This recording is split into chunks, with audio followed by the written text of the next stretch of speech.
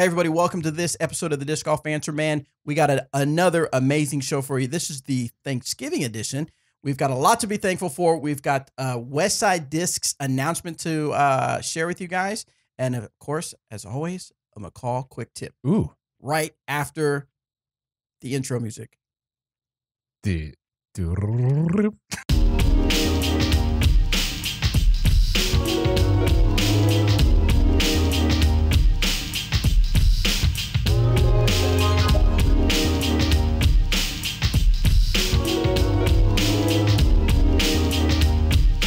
Hey guys, I'm Bobby Cool Daddy Slick Breeze. I have with me Eric Hand-Eye McCabe, and Robert's going to drive for a long time, McCall. Yeah, but not as long as Eric. Not as long as Eric. Okay, so this is a special thing. My defining qualities suck compared to Eric's. Okay? That's true. Dang it. This is a special Thanksgiving edition episode of the Disc Golf Answer Man. We are actually recording this on Wednesday. I don't even know what day it is yet. Wednesday, November 15th, but we're not going to release it until the following Wednesday, and because Eric and Robert will be traveling to visit family for the Thanksgiving long holiday. Well, actually, it'll be a whole week for you guys. It will, yeah. A little over a week. So, Robert, how long of a drive are you going to have? Total, I'm not really sure. Huh? From Emporia to... You don't know how to get home? I forget. Okay. I just type it into Google. Right. No, from Emporia to Junction, where Shay's parents live, is probably, I don't know, 10 or 11 hours or something like that. You need that? No. And then from Junction over to Houston, where my parents live now, is probably 5.5. And then from Houston back to Emporia is, I don't know, 10 or 11. Yeah. Oh, wow. So I'm not going to say it's going to be great. But, I wish I was only driving like 10 or 11 hours. How long are you driving, Eric? About 18 to 19. Yeah. Yeah. Because you're not going to your side of the family, right? No, we're going to go see Denise's. Denise's family. Yeah. We're going up to Syracuse, New York, hang out there for the week and enjoy some delicious turkey. Nice. So okay, so on my wife's side of the family, it's all traditional. Turkey, dressing, mashed potatoes, sweet potatoes. What's the sweet potato where it has the marshmallows on top? Sweet potato casserole? Yeah. There you go. So and he didn't say stuffing. Oh, did I say stuffing? You got to have dressing. Yeah. Okay. Yes. If I didn't say it, yes, stuffing. That's all traditional. Maybe he did. I don't know. At my mom and dad's house, my mom likes to change it up a bit. Like tacos, pizzas. We have steak. We have arroz con pollo. A meat plate. That's a chicken. That's a chicken. That's chicken and rice, but done Panamanian Pollo style. flamiado. And then she'll make. Ooh, that'd be good to have. Mm-hmm. And then she'll make little chicken wings. Oh, nice. And the reason she does that is because she knows everybody's going to be like full with turkey and dressing and stuff like that. Although I love my wife and I love her family, but they make the box dressing. Like out of a box? Yes. Stovetop. Yeah. It's Instead good. of like my from mom scratch. like cuts the bread a day ahead of time, lets it dry out overnight, puts a little bit of turkey in the stuffing, everything's homemade. Oh, it's so good. So sometimes she'll make just that just because she knows everybody loves their stuffing. Yeah. What about you guys? That is an integral part of the Thanksgiving meal for the me. dressing, yes. Yeah. You got to have that right. Do you know the difference between dressing and stuffing? One of them you stuff inside the turkey. One of them I guess sits that on the was outside. kind of a given, huh? Yeah. I mean, it's just context clues is really what it comes down to. So I went to school once. Yeah. Are you guys pretty traditional as far as what you guys have or something? Yeah. Anything different? My family growing up, we've always been really traditional as far as the turkey goes. The past few years, I suppose, my brother, we've kind of moved our Thanksgiving when we go to Texas for that Thanksgiving, we go down there and he since we started doing it at his house, he either does the big green egg or fries the turkey or smokes the turkey, stuff like that. Okay. And yeah, but for the most part, we're pretty traditional. We eat turkey and stuffing and mashed potatoes and all that fun stuff for I don't know, a week after. I was going to say several days at and least. to me, I love turkey. I love like turkey fresh out of the oven and all that good stuff. But to me, there's nothing better than cold turkey. Just out of the fridge. Really? Just open the Tupperware and just go to town on that It's cold cooked turkey. right. I don't even need to like heat it even- up. Just go to town on it. Love it. I dig it. I I like- prefer it warm, but I could see that for sure. Mhm. I like putting it on the rolls. Oh, yeah. Make little sandwiches. That's- put a little ketchup. that's and the winner. mayonnaise. Yeah. What? Wait. What? Mayonnaise? Ketchup? You put a little ketchup and Ketchup? and mayonnaise. Dude, no. So good. Ketchup and rolls should never go together regardless of whatever's in them. It goes together all the time. Oh, with yeah, me. but you like ketchup on your Egg McMuffins, too. Yeah. Yep. Something about ketchup. What a strange fellow. catsup. So ketchup. That's what you ketchup like. daddy slick breeze. That's right. So do you have anything, Robert, that's different, or is it all traditional? No, pretty traditional stuff. We would occasionally go visit my grandmother who lives in San Angelo, and we're just not going to make food at her house. It's too small, and she is well on in years, and so quite frail. So most of the time we just go out to eat and get McDonald's, the turkey, the turkey, the dressing at whatever place will do it. However, we've had a year or two where they've just been like way too full, and it would have been impossible for us to get food in a reasonable time. So we've had Mexican food. Right. No McDonald's yet, but I'm not opposed yet. 50 nuggets. Can we do? Can we do that challenge? I mean. Another thing that's become tradition for me is in Oklahoma at the Black Hawk and Red Hawk and all courses. They do a after Thanksgiving Day skins match. Nice. On Black Friday. Yes, on Black Friday, and then they actually do it after Christmas as well. So I might go out and play that. Nice. Play a little disc golf. You guys going to get any disc golf in? I'm going to New York. Yeah, actually, yeah. So, I think it's supposed to snow there. So no disc golf. Probably, I might get maybe a few holes in if we can, but for them, probably not much disc golf on this trip. Yeah, I'll put my bag in the car because we'll be in Texas. Junction is usually windy, kind of like this, and so sometimes it's fine to play. Sometimes it's like I have no interest. And then we won't have quite as much time in Houston, so that's a maybe. There's a course in Houston I haven't played yet that I really want to play, so I may see if some friends down there want to go check it out. All right, so guys, if you're listening to this before Thanksgiving, we obviously wish you guys a happy Thanksgiving. I hope everything's all well with you and your family and your friends. And I want to say I am very thankful for our audience, for our Disc Golf Answer fans, because you guys are amazing. You listen to the show, you participate on the Facebook group. You guys will purchase discs and ask for our signature. To me, that's just an honor that someone enjoys our show so much that they want a signed disc. So incredibly humbling for sure. Absolutely. And I want to take this time, I'm sure on behalf of all three of us, to say thank you guys very much for allowing us the opportunity to be able to create a show and have fun with it. Yeah. Whenever people ask me about the podcast, they're like, "Hey, how is it doing the podcast?" It's really fun. We all talk about disc golf already, Right.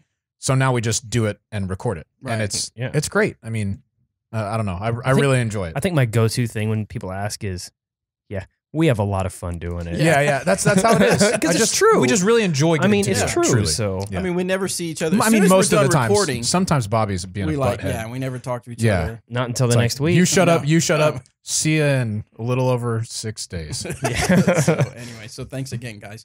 All right, so what do you say we hop into the question? Well, no. Do you want to talk about the announcement now, or let's do it later? Want to do it later? Okay, we'll do a few questions. Let's answer 4 questions. 4 of them. Okay. Yeah. All right, so let's get to the question.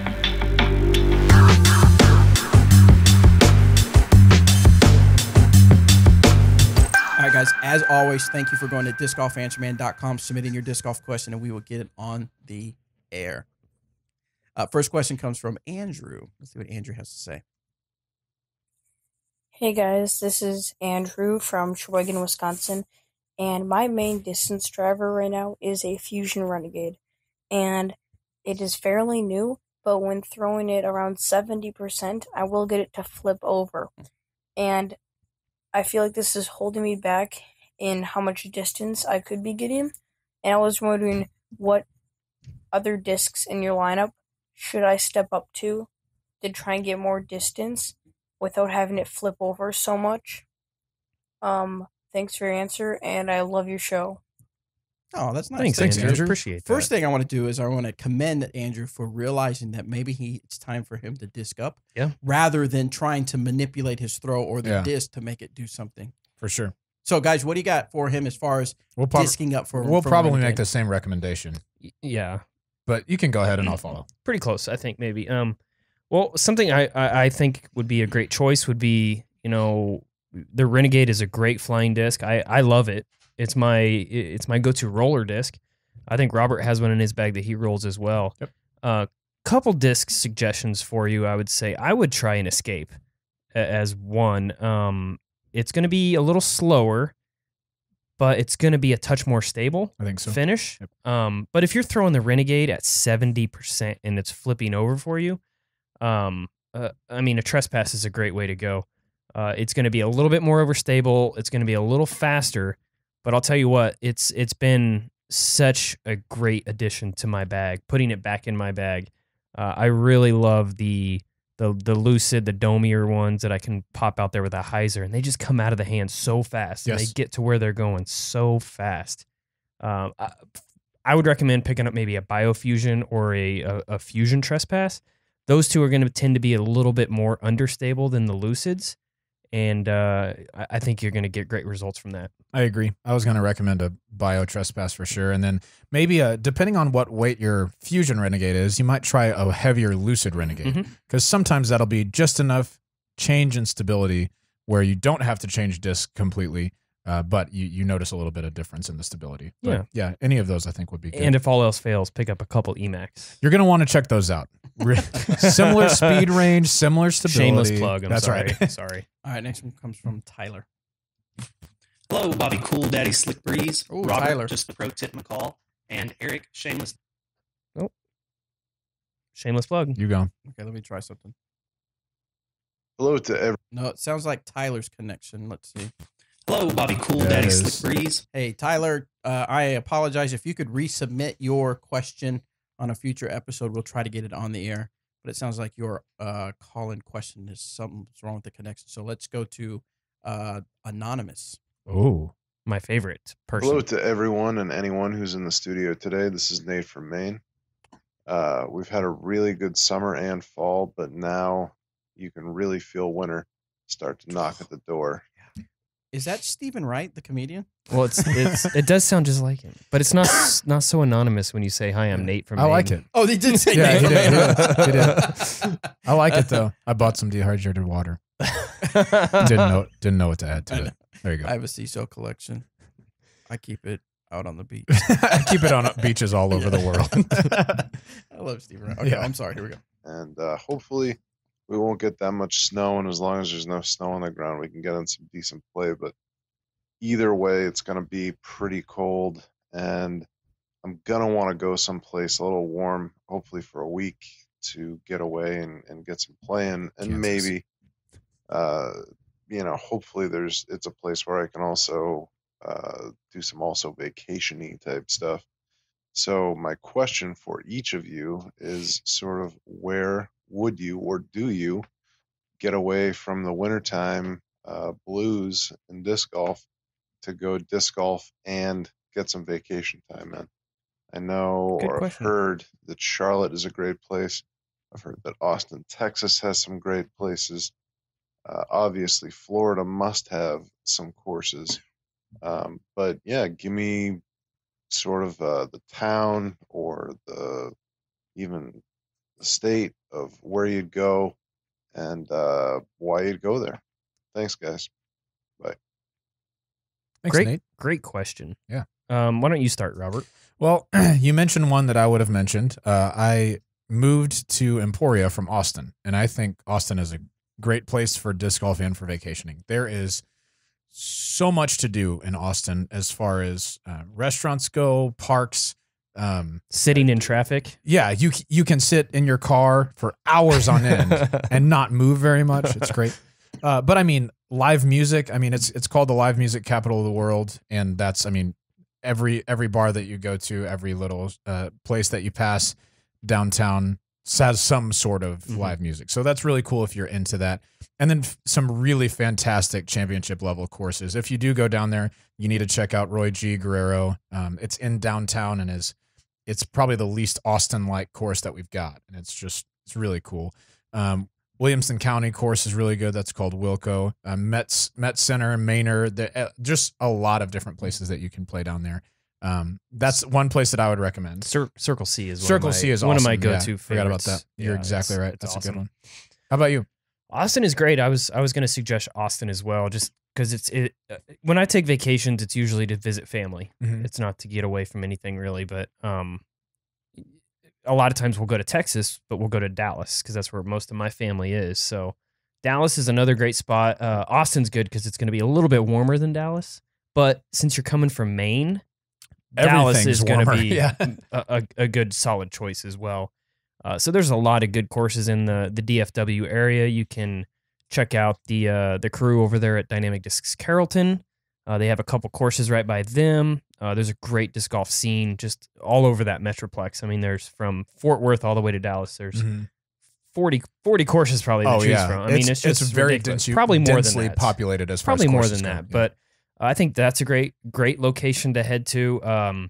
Coming from Maine, finding a good spot would be Emporia as well. It's going to be a little warmer than it is in Maine. It does have tendencies to be cold. Yes, but we've got a bunch of great courses right here in the area.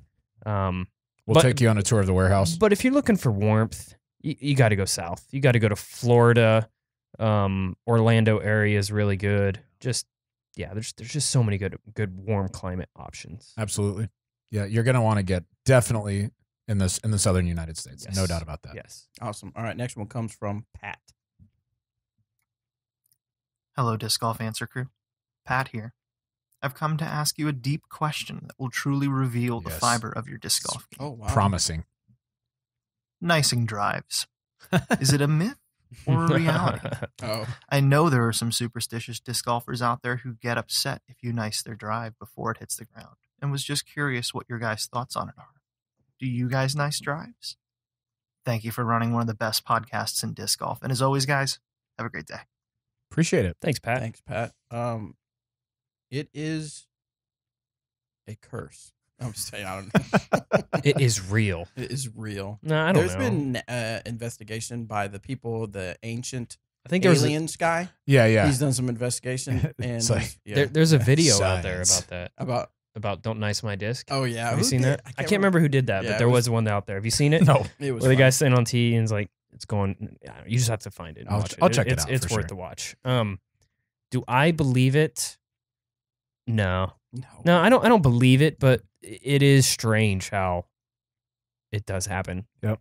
It's definitely strange. And it's really easy for me to, like, if I throw a shot and it's looking good and Robert says nice and I hit a tree, it's a lot easier for me to look at Robert and go, that's your fault, as opposed to that's my fault. True. It makes me feel better as a person. Like, True. I didn't miss the shot. It's your fault. It's true. It's because You scared the but also disc. jokes on you. I did that on purpose. That's true.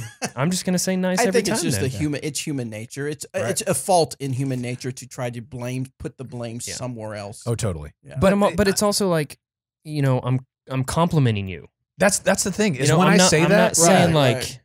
I mean, would you rather I just start saying hit it? yeah. Hit that tree. Come on. Is that true? Branch. Branch. Hey, Ghost branch. If it has the opposite effect, I want you to say it Hey, we'll see. all the time. Hit it. No, it's No, it doesn't work. man. Doesn't work that Don't way. work, huh? I guess I'm kind of bad about this sometimes, but the problem is it's because I'm genuinely saying, wow, you threw a great shot there. And then it gets a late bad kick and they turn around I'm like, sorry, man. Like, first of all, I had nothing to do with Right. that. And you know that. But if you need to blame it on somebody, go ahead and blame it on me. I Blame can't. it on the rain. That's right. Or the rain. Now, But- as a person that films disc golf, Yeah. I often get blamed as the cameraman. Oh, yeah. Oh, I yeah. get blamed for. In fact, I remember when I first started, I was filming, and when I was at Am Worlds, and it'd been a long day, and it was I think it was Ohio? No, Worlds? we were at it was at Oh, it would have been before that. one of the Kansas City courses, Okay. where you have to drive up to the park. Waterworks. Yeah, and I mean, there's got some elevation. You got Waterworks from you have to drive up to the because park. have you ever been to Waterworks? Well, yeah. You drive up to the Yeah. park. But I mean, and his hand motion went, Oh, okay. you drive up. I guess to I the was just park. thinking And for that's for only the course. listeners. Hey, Robert, Eric and I have known each other for a Yeah. long That's a good time. point. Hey, we've done this That's a good Answer point. Man show Yeah. for a while. You shut now. up. You shut up. See you in just over 6 days. Anyway, there's a lot of elevation, and it was a nice warm day. It was a nice warm day. Anyway, so I was filming somebody, and I was not right in front of them, Right. but I was right there. And he goes up to putt, and he looks right at me, and just give me this look, and I walk away, and I'm like, dude, you're like on the 7th card. What, Yeah. what really Don't even. what really disappoints me about things like that is when they point blame it at the cameraman or the person taking pictures or whatever it is. I mean, you know they're there before you putt. If they're in your way, you Right. tell them to move. Exactly. Yes. Don't blame it on them because whatever. You suck. Right. Yeah. So or anyway, you missed, I guess I should say. yeah, agreed. Yeah, that is your responsibility to take care of before you take any action. And then if someone rustles some leaves or makes a sound, like there's nothing you can do about that. But if you knew that was there, come on. And I would gladly move Yeah. and make fun of you. Do you under feel my bad? breath. That's right. Are you embarrassed when someone says, "Will you move?" You're Like in general? "Gosh, I was in the way." Sometimes, if it, only when it happens if I'm like not paying attention and I didn't realize that the third person to putt was right. I'm right in their sight, and I was Right. like filming the Yeah. first and the second guy, and I didn't. And then pay you attention. stop, and then in your head you're going, I "Please know. make it, please make it, please Well, make it, yes, please make it." Yes, I'm like, That happened to "Please me make it, earlier 'cause I'll this get year. blamed." Yes. I did that to Valerie Jenkins at the memorial. Did she miss it? She did. Did she get super pissed off like she as, normally does? as is per usual I'm for just Valerie. kidding. And I saw her after. I was like, Valerie, I'm so sorry. She's like, you're fine. Yeah. You were walking. You didn't know where you were going, which is Yeah. true. Never been out to that course. She stopped as I walked. Once I realized that, stood Yeah. completely still. She took the putt. She missed. And so afterwards, she's like, no, you did what you needed to. You stopped. I just missed the putt. That's what I love about Val. She's Professionals. very much. I bet she doesn't professional. complain about people nicing her disc either. I'll ask her. Do. I will. And if it bothers you, then you're wrong. You're wrong. All right, let's move on to, let's get a question from the question form. This is from Tanner. Hey guys, I have a really bad problem with I did that yesterday, didn't we? Nose down putting? Yes. You mean last week? I mean last week, guys. Yes. This one's from Shane. Thanks, DD and EMAC. I've experienced a change in my game of biblical proportions. Nice. Biblical. And he actually quoted a verse, John 8:32. Okay. I don't Great. know what that is. Maybe we'll have to look it up. All right. Similar to a question a few weeks ago, by this time a few months ago. I am a youth minister at my church and have not played an event simply because a round took place on Sunday. Right. Mhm. If I were to enter and play all other rounds but miss one, I know it would knock me down to the bottom of the standings for the individual tournament. But how would it affect my rating? Can you explain the difference between a DNF, an 888, and a 999? That's actually a very good question. That is a good question. Fantastic question. Well, obviously, if you're playing an event and you can't show up Sunday and you just don't show up, you still get the ratings for the tournament, For the the two rounds before, that you did play. You won't get an 888 because you didn't quit during the middle of the round. Typically, an 888 only comes when you quit during the middle of a round Or without notice. Without notice. Yeah. Yeah, exactly. So you can. What you should do is, if you do plan to do that, is contact the TD and say, Yes. "Hey, I can't be here tomorrow. I won't be here." Yeah. Then you won't get an 8. You'll get a 999. Right, it's just a and 999. It won't count on your rating. An 888 isn't. That's not the rating you receive. It's kind of like almost like a warning, right? Well, you do get 5 points taken off your rating next time. Okay. Yeah.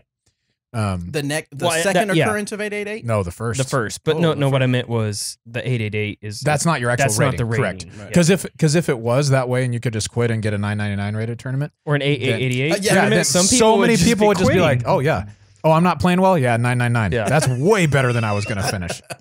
At this point, I would take 999 rounds Hey. all day, all Yes, day you long. would. but it wouldn't still wouldn't be a tough. Yeah. I know. My feelings. Anyway, yes. Tell the TD if you know that's going to happen. I've had to do this one time.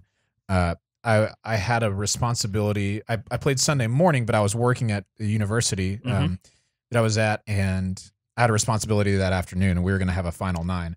And so I knew I wasn't going to be able to make it. And so I just told the TD ahead of time, no matter where I finish, I won't be able to make that final round. So if I do make the final 9, then you just automatically get the bottom spot in that 9. Which is what it ended up being for me. I was in 3rd. I ended up getting 4th. Is that how that works? So, Eric, I looked Once up. a cut line's been made, yeah. I looked up John 8:32. Yeah. Chapter 8, verse 32, and this should be your favorite Bible verse, Nice. Eric. Can't wait. Okay. Then you will know the truth, Ooh, and the truth will set you Will set free. you free. perfect. That's right. That's right. You just need to put EMAC in there. That's right. Just my silhouette. Yeah. All right, next question comes from delete, go to next. Tim Misiak, aka just the Tim. So the Tim says, if a player has progressed and their go-to driver no longer has enough stability for them, when should they go up in speed versus go up in stability? It's a good question. Good questions today. Yeah. Yeah. I hadn't thought about that in a while, honestly. For me, I don't pay any attention to speed Just throw the frisbee. or numbers in For general. our listeners, Robert nodded his head. Yes. Yeah. Correct. Sorry, go ahead. That's a really tough one. All right, let's just, for the sake of argument, say that you're throwing an escape, and the escape is a speed 9. Great disc. Fantastic disc. and you're starting to turn that over. If you wanted to step up in stability or speed, I guess, man, I think the first change that I would make would be the one that is, I guess, closer in relation to the disc I'm throwing. So in our lineup, if I was throwing an escape, but I wanted to step up just within the DD lineup for some reason, let's say I wanted to do that, my next option would be a felon, which is quite a bit more overstable. But if I moved up in speed, Really? You wouldn't go convict? I forgot about the convict. Thank you. Sorry, Paige. Yeah, I guess I would go to the convict. But if I wanted a similar flight, but just a longer one, I would step up in speed. I don't know. That's such a weird question. Like, yeah. Well, I mean, when you step up in speed, honestly, a lot of times it's implied stability too. well, once you do that. well, yeah. That and when you're trying to, if you outgrow a disc, kind of like Andrew's question from earlier, if you outgrow a disc stability wise, stepping up in speed it's not always going to work out, because typically when you step up in speed, the higher the speed, sometimes the more understable the disc is. Yeah, depending on the disc. Yeah, of course. But I mean, my recommendation is I wouldn't worry too much about the speed. I would more concentrate on the stability factor. So if the escape, the disc that Robert mentioned, is more understable than you want, then try to step up maybe to the convict or something like that. Yep. Step up in stabilities. Don't worry about speed right now. Good call. Good call. Or the new coming out soon. The Getaway? The Getaway. The Getaway will be one of the best discs ever made. It's very good. Next to the Impact. All right, guys, let's take a quick breather, and when we come back, we're going to talk about a very special Westside Disc announcement.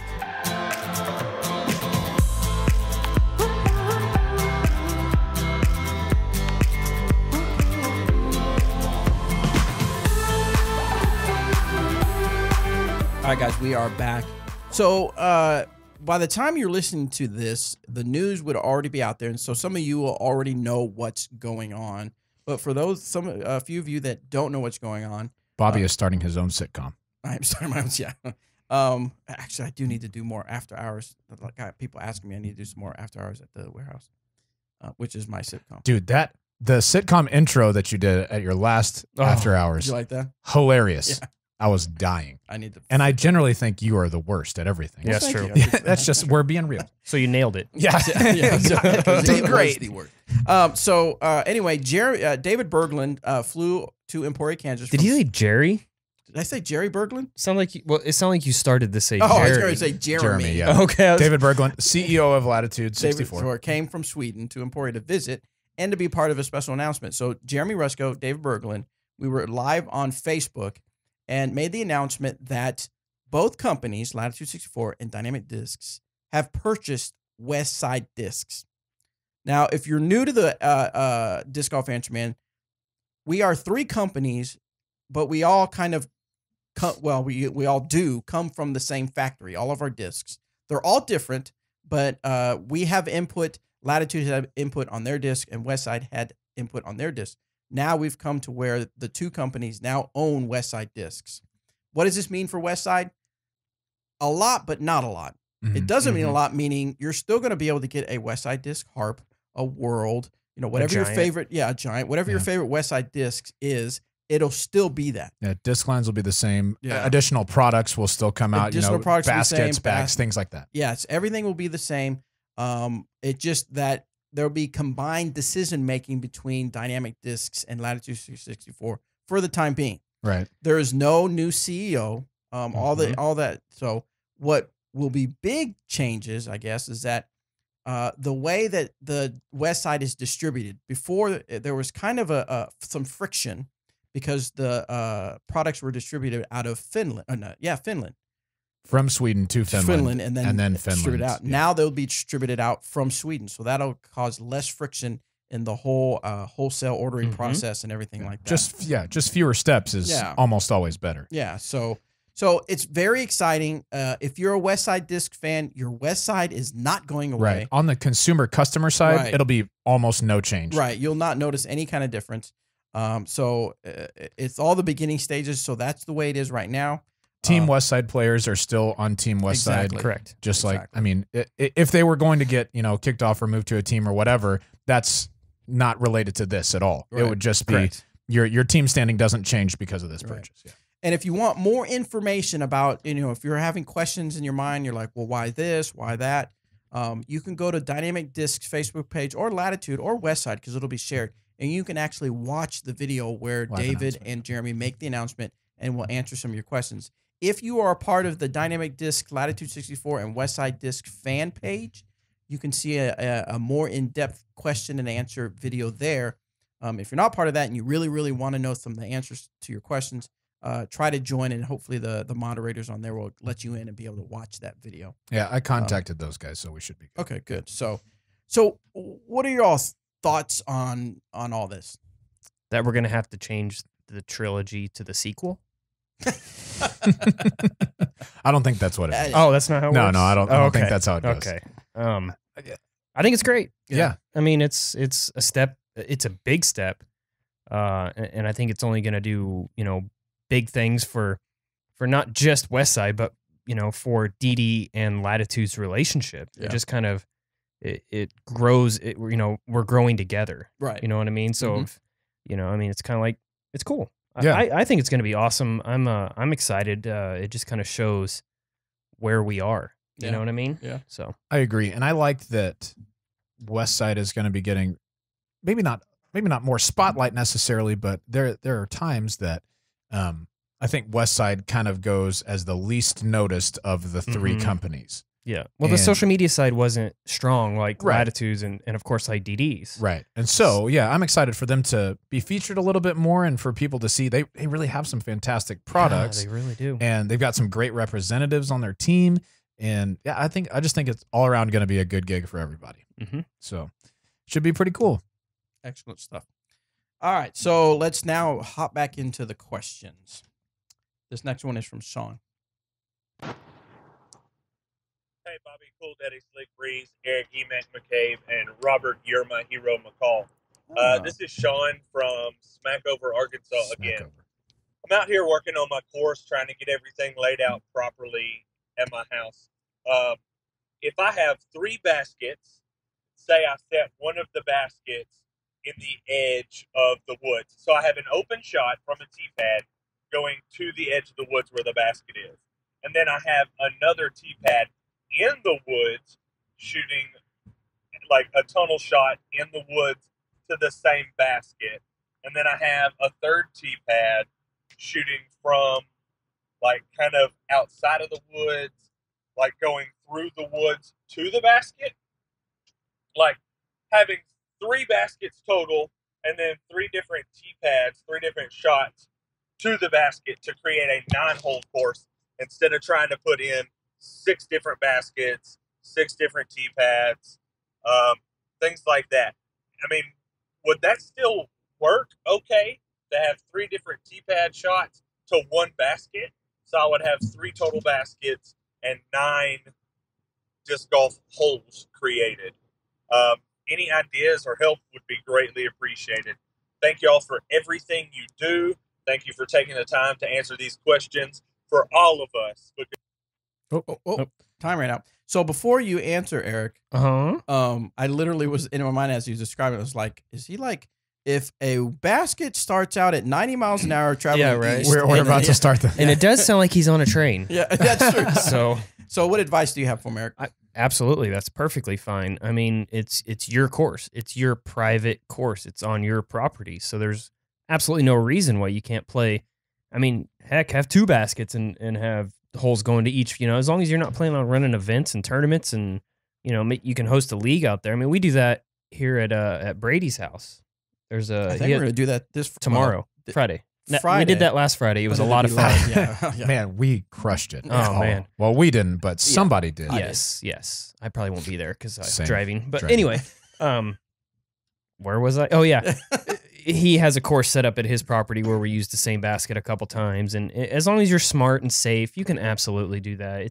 It's kind of an inexpensive way, especially it's your course. Yes. Like I said, I mean, Yes. you go out there and do whatever you want to do with it. I mean, yeah, absolutely. It's perfectly fine. If you have multiple groups out there at once, probably best to start them on different baskets instead of just 2 tee pads that play to the same. But I mean, Or one big group. Yeah, that's even better. Yeah. You will have thought of that already, Sean. But that would be my only recommendation is you don't want people throwing at one another. Yeah. Otherwise, go nuts. That sounds great. Yep. Awesome. Next one is from Christopher. I'm not sure why I said Christopher, but here's Christopher. Hey guys, my name is Christopher Curry, coming out of Bowling Green, Kentucky. I'm getting ready for the BGMs right now, and my question is about driving distance. So I'm a right-handed player, and on my right hand, my pinky does not work. I had the tendon severed some years ago in an accident, and it has affected my grip a bit. And I'm finding that I'm having a hard time getting the distance I'm wanting to get out of my shots. Is there any advice you guys might give on what I can do to increase my distance, increase my control, and get ready for the AMs? I appreciate it. Thank you. Good question. Yeah, that's great. I think we kind of covered this a little bit. I know you've done a tip on that, but go ahead and explain what you talked about. Sure. And when it comes to grip, there's several people that do it different ways. I've seen people, I mean, obviously a lot of people throw with a power grip, all 4 fingers underneath. I've seen people throw with 3 fingers underneath. I think Michael Johansson sometimes throws with 2 underneath. Mm-hmm. And I mean, obviously he's good. Pretty good. Yeah. Yeah, pretty decent. So I'm not sure that grip is the absolute thing that you need to change in order to get more distance. If you have severed, did he say tendons or nerves or whatever it was in your pinky, man, use the other 3 fingers that you've got and just make that work grip wise.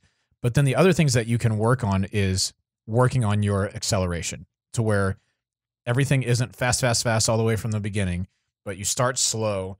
And when you're coming through across your body, you're accelerating through there to where your absolute fastest point is where you release the disc. That's called the hit point. So some drills to do that. We do some resistance band type stuff. The muscles that you want to work are in your core, in your triceps, your shoulders, everything, like your hips especially. Everything in those bigger muscle groups work together to make you throw farther. So those are the things that you want to work out, and you definitely want to maintain your flexibility and even increase that, because some of I'd say the longest throws in the world are the more flexible guys as well. Yep.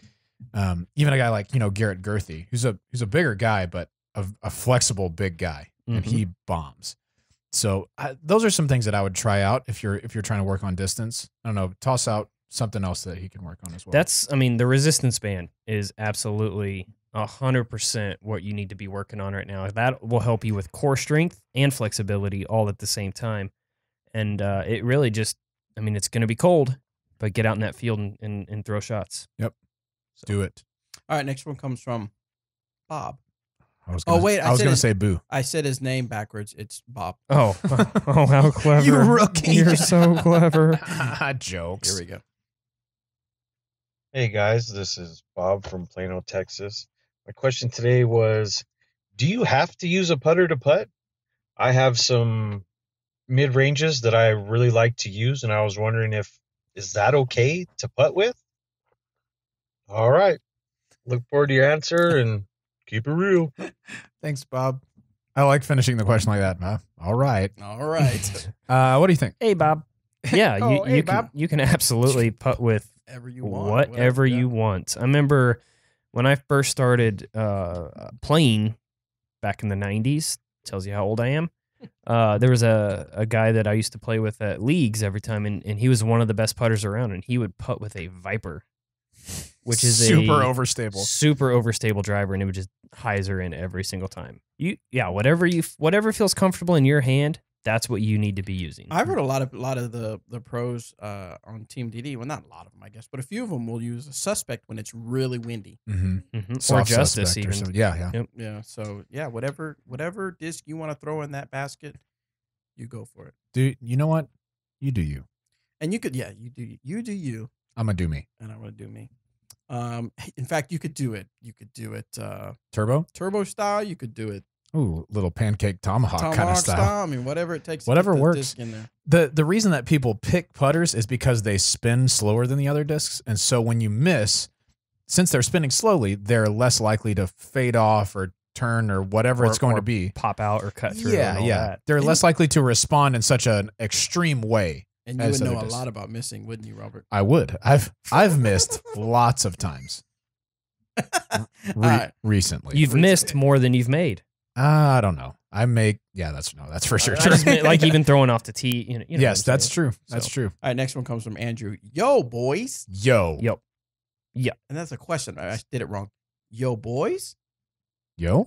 Hope all is well. Thanks for getting back to normal for myself. EMAC, you know my story in an apartment fire, no alarms. Jumped from the 3rd floor to catch my 2-year-old. In Alaska. Yeah. 10-year-old, and then was able to break the fall of my 26-week pregnant wife, all while having a tibia plateau. Wow. Compound fracture. Yes. Wow. He's a bone sticking out of his leg. Sucks. Everyone is doing fantastic. Anyhow, Eric, you said Alaska's somewhere you want to play. Well, you know my situation. I got 80 acres on the side of a mountain with a creek that runs along the airstrip. EMAC seen pics. You boys come up. Okay, I'm reading it word for word. EMAC's seen pics. You boys come up, all expenses paid for a week or 2. Let's do it. Wives, girlfriends, Ralph, all on me. Oh, I like that. No Walter, no deal. Whatever. That's just, that would be awesome. That would be awesome. So this is back in August 30th. He's probably forgotten all about us. Nah, man. No, it's seeing Andrew. Yeah, we'd take you up on it if we can make it happen. Heck yeah. I'd like to just see Alaska sometime. Let's just make it happen like in July or August. Yeah, we're going to want to make that a summertime trip. Yeah. No doubt. Next one's from Ryan. Not so much a question, but wanted to say how awesome it was to watch the Luck of the Draw doubles. Nice. It was amazing to watch kids light up when they were able to play with the professionals. It is awesome to see what you guys are doing for the next generation of disc golf. Also, Robert should commentate all of your videos. It was hilarious. Keep up the good work and keep it real. Thanks, man. Yes, that is fun. In fact, by this time he's watching the Kansas City one. But if you want to go back on the YouTube channel, there is now the one we did at the Hollows, which was just as much fun. Yeah, great time. Yeah. Mm-hmm. Next one is from Zach. Hey, Disc Golf Fans Man Crew. I have 3 questions, so I'll submit them in different forms because they might be kind of long. I'm wanting to buy an EMAC Truth. Good choice. But I'm afraid it will be redundant in my bag. I currently have 2 Truths, a Lucid and an Understable Prime. I also have a Bard and a Harp that I use as a slower Bard for shorter shots that need to finish left. I don't know if there are any shots that aren't covered with the discs I have in my bag already that will be covered with the EMAC Truth. What do you guys think? Possibly. It depends on which run of truth that you have. For me personally, I don't actually bag a regular run Truth right now. It's all EMAX because the Truth run that I absolutely loved was the pre-Sweden or the hybrid Am Worlds ones, and for some reason those were just so good. A little bit more stable than the later production runs became, but as far as the Bard and Harp go, no, absolutely not. There's those 2 discs are, I mean, they're similar to each other, but nowhere near what the EMAC and the regular Truth can do. I know Robert bags a Truth and an EMAC Truth. Yeah, a few EMAC Truths for me. Yeah, and here I'll let him kind of elaborate onto that, what he does with both of them. But will there be overlap? I don't necessarily think there will be. I think you'll find yourself during an event reaching for the same one over and over, which is just fine. But it's always good to have that backup in the bag. So yeah, I mean, it kind of explain what you throw the regular Truth for and the EMAC. I think the EMAC is going to be just a little bit more of an overstable finisher, right, than the Truth would be for you. So I mean, there's always that. Yeah, what I use the original Truth for is for turnover shots for me, and I like it because it's just really easy to throw straight and doesn't have a lot of fade at the end. This is a newer run Truth, not an EMAC Truth. If there's any sort of wind and I want that same sort of flight, that's when I'll grab an EMAC Truth for that same sort of shot that either holds straight or barely turns to the right if I'm using more of a beat up EMAC Truth. Yep. But brand new, they're just nice and stable, really straight flight and a consistent left fade. You can force them over on Anheuser if you want to without fear of them cutting and rolling over. So both very versatile discs. Based on what you said, I don't think there's a ton of overlap. No. I think an EMAC Truth could fit right in there. And I would say that if Eric wasn't even sitting here too. So that's how you know it's real. Well, especially the the bar stamp runs that just came out. The They're bar good. stamp Emacs. Yeah. They released last Wednesday. That's right. Wholesale. No, they are amazing. They are exactly what I want my Truth to fly like. So keep an eye out for those. And they look sweet. Yes. Next one is for no, that was just one question. Let's see. Next one is from Julie. Hi guys, this is Julie from Australia, aka Stuff Ups. Just ignore those if you've heard them. But anyhow, I'm playing a 3-day tournament in the next couple of weeks, and I'm participating in a practice round. I'm new to a big tournament scene and playing practice rounds and tournaments before. I know that people play them differently, but what are some fundamentals that I should be ticking off when playing that practice round? There is an island hole, so I might be playing that a couple of times just to see what disc I should be throwing on the island, let alone I don't have many discs anyhow. I'm just keen to get your advice on how to play that practice round. I'm definitely new to the tournament scene as well, so if there are any other points in terms of rules or just anything to a bigger tournament scene for someone that is playing in a novice division. Thank you again and keep it real. What do you Awesome. think, guys? Awesome, Julie. Thanks. That's sweet. I know. I love that when we get. I mean, obviously, I love you guys from the United States, but just to know that our show is reaching overseas is a really cool thing. Well, she lives in Kansas, but she's just from Australia, so that's all right. Then that was an idiotic statement. No, I'm just obviously joking. How do you treat your practice rounds? False. Yeah. I treat my practice rounds exactly like a tournament round. So if I'm playing, if it's a new course, obviously I'm going out and I am throwing 2 to 3 shots on every single hole. Yep. Just to, get all the variables down. And one big thing I do that I see a lot of players that don't do is I'll go out. I mean, granted, if it's a super popular day and there's a bunch of people out there, this is a little bit more difficult to do. But I like to throw 3 to 4 tee shots on every single hole. And instead of picking up the bad shots and playing all the good ones, I play from every bad shot I got. Only because, when you're out there, there's not as much pressure during the practice rounds. And let's say you go out and you just play all your good shots and you come in with a 4 or 5 under. When you're not doing that during the round, it's super frustrating. It's just not good practice. Yep. You need to really focus on throwing the holes that are going to be more difficult for you. That way, when you're playing the event, you're not surprised to be in an area that you've never been before, like a certain part of the fairway or whatnot. And as far as the island hole goes, I would absolutely go out there and practice that 3, 4, 5 times, whatever it takes to get the shot down to where you have the confidence to succeed on that hole. Yeah, I agree. I want to make sure when I go play a practice round that I leave with a plan. So I know, assuming that the wind and conditions are at least close enough, I know what disc I'm going to throw, I know what line I'm going to throw, so I don't have to use my brain on the tee at all. I have already made my decision. I just get up and throw. Playing from worst lies is good too, because you're going to have a more realistic expectation for your round. And one thing that I do, I like to practice putt during a round, but I usually don't putt from the specific lie that I threw. And the reason for that is I don't want to go back through the round mentally and total up, okay, well, I shot, 4 or 5 under. Because then I have that expectation for the next day.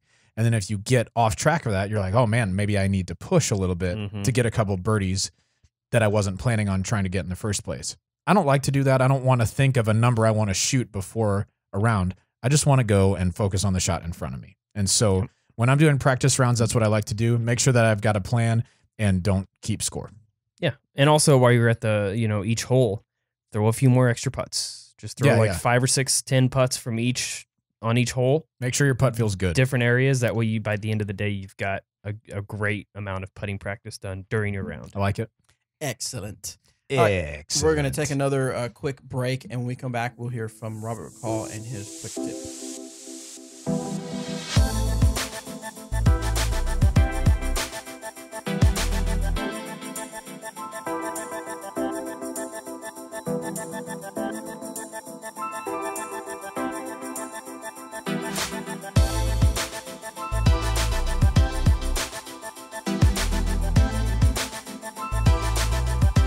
All right, we are back. You're not Eric. You're Robert McCall. Yeah. Robert, what do you have for us for the quick tip of the week? That was a short one. That's right. Yeah, no delay this time. We get several questions on the show and then sometimes off the show just about rollers. And so we just want to talk about the idea of how to throw a roller and when it should be effective. How you throw a roller is different from person to person, but the way that I like to teach it is to find a relatively understable disc. Throw that disc at about a 45-degree angle from up and down so that when it hits the ground, you're looking for about a 10 o'clock to at 11 o'clock on a clock. That's redundant. Whatever. You're looking for about that angle if you're a right-hand backhand player, because then it's going to roll straight for a little while and stand up a little bit and then fall over to the right side and maybe travel right some as well. So that's the intended path that you're looking for. So good discs to roll out of the box would be a Witness or an Underworld. Anything that has an understable flight for you, you can roll. You can roll pretty much anything, but to learn it, I like to start with an understable disc. When it's helpful to throw rollers is maybe when you're playing a shot that has a lot of gaps that aren't very wide, but that are kind of thick up at the top. So maybe there's a low ceiling shot, or there's a place in the fairway where you could reach that spot with an air shot, but you might be able to get a little bit of extra distance if you're able to just roll under a ceiling or something like that. And so when you're trying to learn a new roller, 45-degree angle, try to lay it down at about 10:30, 11 o'clock, let it finish over to the right, and go try them out in a field first, because rollers have incredible distance potential, but if they're thrown poorly, they can put you in a really bad spot or a lot shorter than you planned on being. So just real basic stuff about rollers, but definitely a good shot to learn. There are some holes that you play that the fairway or green or whatever it is just receives the shape of a roller really well. So it's a good tool to have in your bag. So that's the quick tip this week. So there you go.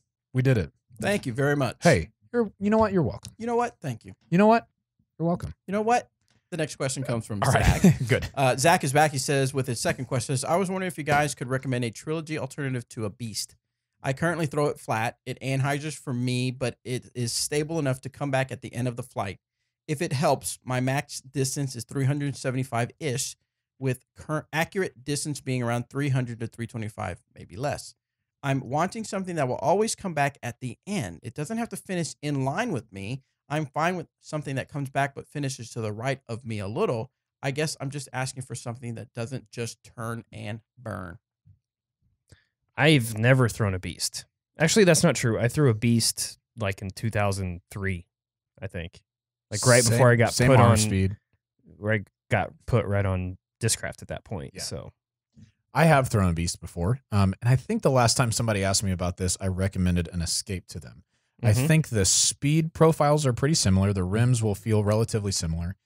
I think you may get a little bit more turn out of the Beast, depending on the one that you're throwing, because some of the older runs that don't have Barry Schultz's name on there are a little bit flatter, a little bit more overstable. Right.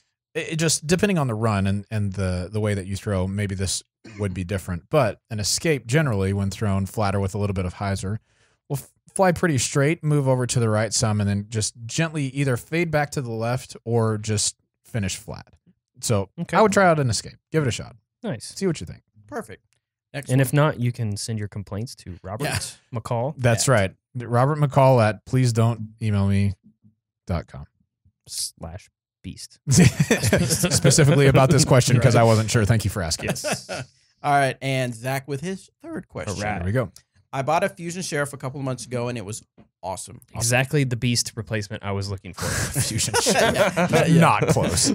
I could throw it, and it would fly about 300 plus feet on a straight line for me, but I was only able to really rip on it 10 to 15 times before it started just to turn over way too much. I think it beat in really quick because I don't think my arm speed improved much from that when I got it 15 throws later.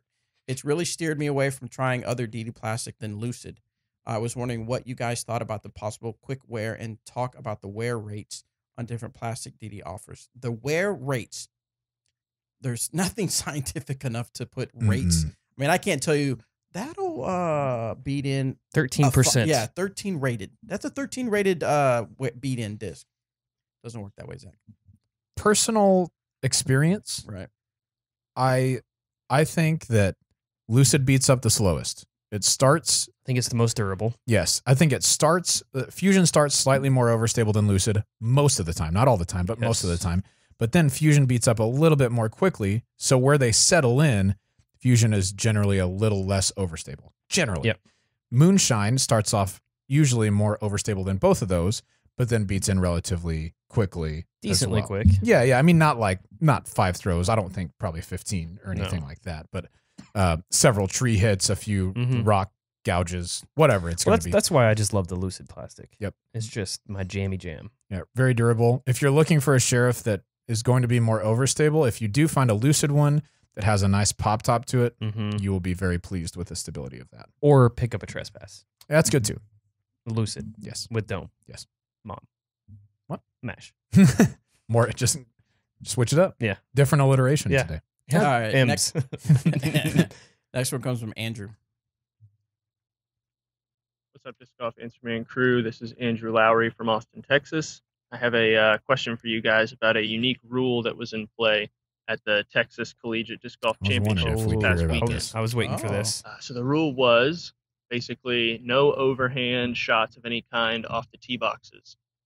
They were legal once you were off the box in the fairway, getting out of trouble, all that stuff was good. But no overhand shots off the box. Now, the reason for the rule was that the course is very overhand friendly, and it would sort of come down to whoever had the best overhand would win. The TD also said this was sort of a trial run for other tournaments in the area, because lots of courses in Central Texas have a similar problem where, the trees just don't grow tall enough, frankly, and so there are lots of overhand routes. It was a pretty big topic of conversation for the weekend. Lots of players were talking about it. So I was curious as to what y'all's thoughts are on the rule being enforced at other tournaments in the future. Yeah, appreciate it, guys. Have a good one. So okay, I faintly, or I only heard about this a little bit. Explain to me. So they made a rule that I couldn't throw overhand, like a tomahawk, off the thumber. Could I throw a huge spike hyzer? Yeah, of course, but not a thumber shot. Right? Is that fair to change the rules because your course doesn't offer enough challenge? I mean, look, I don't think so. I personally hate thumbers. I hate tomahawks. Same. I'm not a fan of the shot. Why? But why? I'm just not a fan of it. I mean, it's just personal preference. Right, but because you don't, so you don't think it should be. You should be. Let me finish. Okay, sorry. Go ahead. Stop talking. All right. No, I'm kidding. Yeah. I'm just kidding, Bobby. I'm saying I don't like those shots, but I don't think that they should be illegal. Correct. Because okay. why are you? Who? I don't know. It's tough to explain, but who gets to decide? Who gets to decide how a disc gets from point A to point B? All that matters is it gets from point A to point B. Right. If you're a baseball player that can't play baseball anymore, but typically baseball players are the ones that I reference to because they have a really good overhand shot. So what's to stop them? I mean, it's just discrimination almost. Yeah. To an extent, I don't like the shots. I don't throw the shots. But I absolutely think if you can, do it. I don't think it should be illegal. I agree. It's rough because it would be like a guy designing a disc golf course through the woods, and he only has a backhand. He has a terrible forehand. Yeah. And then just saying at the front end, you can't throw forehands on this course. I'm into that. Because it's not designed for that. I mean, you'd be down with that, right? No. I feel the same as you about thumbers and tomahawks. I don't like them. Yeah. I've tried to throw them occasionally just to see. I've had to throw them to get out of trouble. I've got a tomahawk ace. Nice. I have a thumber ace. My very first ace was the thumber. Yeah. I have it was really stupid. I don't have any aces. Darn Maybe it. you should throw tomahawks. Yeah, you should try. But it's man, just saying that the course was designed to be played this way, and then outlawing a certain sort of shot, just feels bad to me. Throw up a Mando. Yeah, as opposed. And they said what they said is, we could have put triple Mandos on every hole. No, don't do that. But without doing that, we just said don't unless throw you're these adding shots. like clown music. It just man. I don't like it. I didn't like this rule, and I like Jay and Des were some of the people who worked on it. Yeah. I have the utmost respect for both of them. Absolutely. I'd honestly be curious to ask them about it when I see them in person. I'm actually also surprised that the PDGA allowed it. Yeah, because if I guess part of the argument is that you can easily go up and over everything, but you could do that with a huge forehand. You could do it with a huge backhand. Some people might say an argument against thumbers or tomahawks might be that's not the way the disc was intended to fly. Well, then you better eliminate rollers. You have to take out rollers. Yeah. I don't know, man. It's a slippery slope, and I don't think it's fair. So there it is. And it would benefit me as a player if people couldn't throw overhands. Me too. Absolutely, it would benefit me, but I don't think that's fair. Correct. I think if you can throw a 350-foot thumber, like, boom. Yeah. Like, most of them are deadly accurate too. More power to you. Props to you. Yeah. It's going to hurt. I don't know how long you're going to be able to do it, but you might beat me for like a year or two. I think it's. I would love to hear from Jay and Des to hear what the reasoning behind it was, and it really surprises me. Same. Yep. All right, last question. This one's from Boo. Nailed it. What up, Boo? What's up, guys? Quick question. I actually got Robert's thoughts on this when he was gracious enough to appear on my podcast, which I still appreciate, Robert. Thank you. But I'm wondering the opinions of anybody else who might be in studio today, whether that's... when I first started and Eric would go film with other people, I'd text him and say, why are you cheating on me? Remember that guy that I filmed with I think it was Disc Nation, like when we first released discs? Uh-huh. He looked almost like... He's kind of the heavier set guy that looked just like awesome. you. You don't remember that? I think, kind of. Oh man, it was hilarious. I don't know. I'll try to find a picture of it. Sorry, bro. But anyway, it's just I wanted to share that out. Things are just. Yeah. How come you didn't send me the link to that? I could have shared it out. Our relationship's just fizzling a little bit. Okay, I just needed something new. Some time away. Yeah. Anyway, back to Boo. Some time away. Just a short break, like 6 days. All right, back to Boo. But I'm wondering the opinions of anybody else who might be in studio today, whether that's EMAC or Anthony, and of course Bobby. Do you guys think that Josh Anthon will get picked up by a sponsor during the off season? Did he do enough this season with his big win at the Ledgestone and other good performances for Innova or somebody to take a chance on him? And also, do you think he would even entertain offers from anyone other than Innova? I'm always interested to see where players might go on the off season and how things will switch up. Do you guys see any other big moves happening? Do you have your eyes on anybody? Not that I'm expecting you to tell us, but anything in the works that you might be able to at least tease for us? Let me know. Thanks for everything you guys do. I'll check you later. Cheers. So to the last part of his question, I can give you the blanket answer that Jeremy likes to say. We are always working on something. There's always things happening in the background. You just never know what's going to happen. So 2018 should be an exciting year. Yep. But I'll do you one better. I just brought the list of people. Oh, you did? You have a list? Yeah, I'll just share them with right. everyone. No, I didn't. No, we mentioned this when Terry Miller was on the show, the fact that I don't think there's going to be a lot of shakeups, quote, I've got air quotes going, happening in 2018. I'm sure you'll see some people moving around and stuff like that. I don't know if there'll be, quote, shakeups. Certainly not like the first Prodigy big move. Right, when a lot of people were leaving Prodigy. Yeah, I don't think we'll have anything quite like that. Not a mass exodus. No offense against people that love Prodigy. I'm not saying anything. I'm just saying if you're in the disc golf world and know what's going on, you know that a lot of movement happened from the Prodigy team. So, and to the Prodigy team. Like the first time. That's what I'm saying. Oh, I get what you're saying. I'm sorry.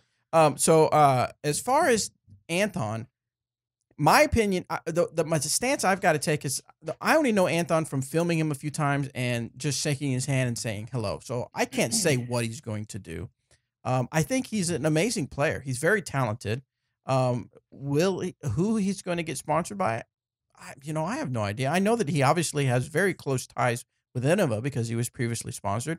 He throws Innova. He obviously throws it very well. So he throws old school Innova too. Yeah, he does. So that would make sense.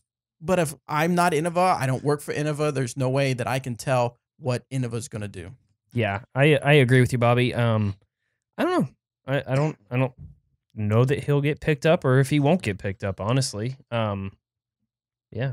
I mean, that's pretty much what I think I said when we talked on the podcast. I don't know. I think cheated.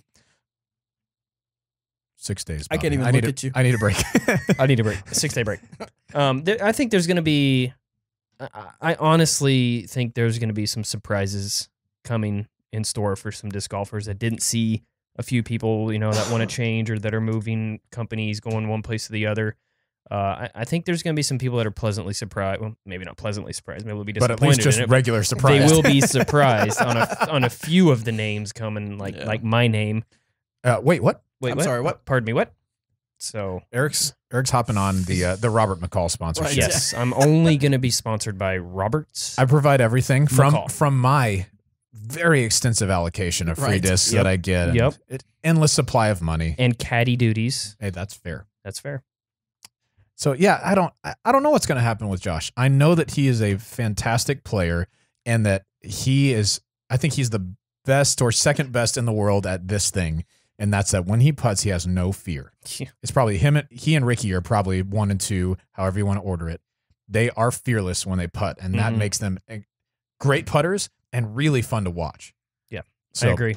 I'm excited to see what happens with it. So I'm going to do something that I don't often do. Ooh, I like this. I'm going to keep it real. I was going to say, do we need to play the disclaimer, or are you just going to keep it real? I'm going to keep it real. You're going to go get an ace? Yeah. Oh, wow. Was that too deep? Something you don't do very often. Was that too deep? I don't know. It seemed pertinent. We're going to talk about the elephant in the room. Okay. Will a manufacturer sponsor him because of his past? Yeah. Because of him being charged. Well, that's and stuff obviously like that. what Boo Well, yeah, I think that's what he's referring asking. to. I mean, Right. he wouldn't just call up and ask that about anybody. This is true. I mean, but I think on that point, we just have to say it just really depends on what a manufacturer is willing to take as far as any consequences as far as sponsoring someone that has a checkered past like that. Sure. So- And I'm not here to debate his innocence or guilty. Right. He went through the process, whatever, all that. But, there is something different because of what happened with him as far as sponsorship. Yeah. I think from Josh's perspective, I know that he was on Smashbox a little while ago, and it seems like, at least in his eyes, like he's done his time. He's ready to get back to doing what he loves to doing. Right. Words get back to doing what he loves to do, which is playing disc golf and Throwing playing it well. discs. So we hope that he gets to do that. Yeah. All right. So before we end this, I want to talk about something. Have you guys seen the post by Jennifer McCrae? Mm-mm. Do you guys know who Jennifer McCrae is? Yes. Yes. She is the lovely wife of Johnny McCrae. She's an amazing person. Love always seeing her when are you she talking comes about to the warehouse. rules post? Yes. Yeah, You I saw saw that? that. I saw Did you it. see that, Robert? Was it Okay, recent? Yes. Yeah, Don't look yet. Day or two ago. I want to ask you. I will not look yet. Okay, she sent it to me. She said, this might be an interesting topic. And I said, yes, it would. So she posted a picture of the PDGA official exam, question 24 of 25. Got it. And she thought it was confusing. So she thought it'd be kind of neat for us to talk about.